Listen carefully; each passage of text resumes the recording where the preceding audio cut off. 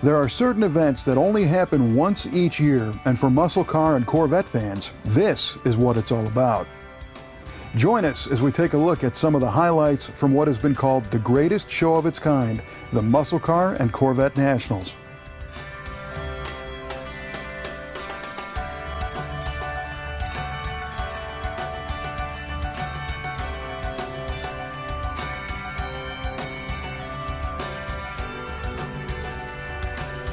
While many think of Detroit as the Motor City, or Southern California as a mecca of car culture, the Windy City becomes the center of the muscle car and Corvette universe each November when it hosts the Muscle Car and Corvette Nationals. The show, commonly referred to as MCACN by those in the know, is an indoor car show unlike any other, where the organizers strive to assemble hundreds of historically significant and unique cars and display them in thoughtful presentations.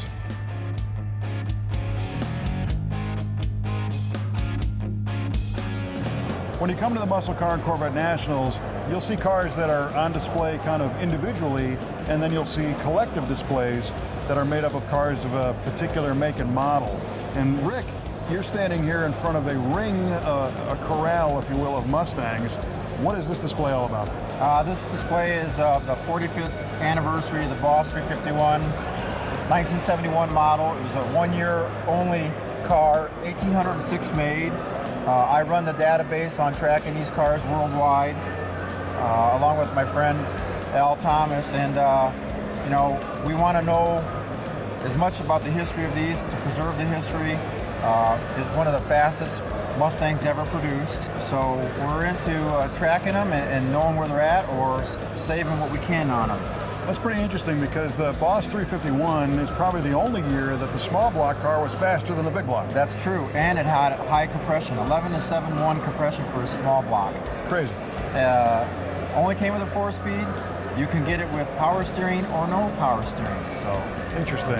An 11.7 to 1 compression in a year when compression ratios were really down. Taking a dive. Yeah. So these cars, I remember reading road test stuff. We're talking like mid 13-second cars, yes. right? Yes. Yep. And they're not small. Oh no, not small. I mean, 3,400 pound, but they also don't have the smog equipment on them like the Boss 302 or the Boss 429. So it's free breathing. Very interesting.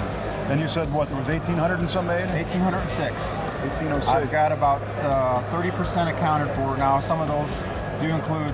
We got confirmed Boss 351s destroyed.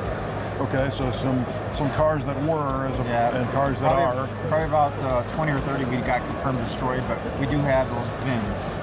So now, in addition to the Boss 351 engine, what else made this car unique as far as suspension and anything else? It's got the traction lock rear end, which is 391 rear gears. It's the nodular center section, aluminum intake, factory forward, a unique 4300D carburetor, 4-barrel, 750 CFM.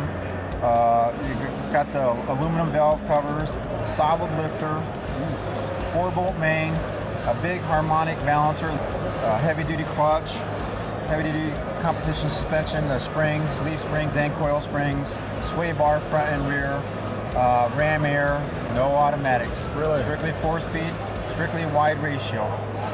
Very cool. Yeah, it's a hot recipe.